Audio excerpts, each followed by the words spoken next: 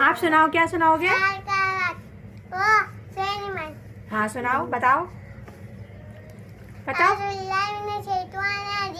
بسم اللہ الرحمن الرحیم علم القرآن خلق الانسان علمہ البیان الشمس والقمر والبحر والنجم والشجر يسجدان والسماء رفعها ووضع الميزان ألا تطغوا في الميزان وأقيموا الوزن ولا تخسروا الميزان۔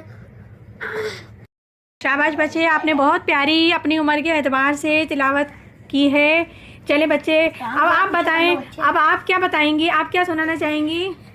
نماز جنت کی چابی ہے۔ شاباش، آپ نے حدیث مبارکہ سنائی ہے، ماشاء اللہ بھائی ماشاء اللہ۔ ہاں بھائی، آپ کیا سنائیں گے؟ آپ بڑے پرجوش نظر آ رہے ہیں، آپ کوئی حدیث سنائیں گے؟ آپ کوئی حدیث سنائیں گے؟ بتائیں، چلیں حدیث سنائیں۔ حدیث نہیں ہے جی سنائیں۔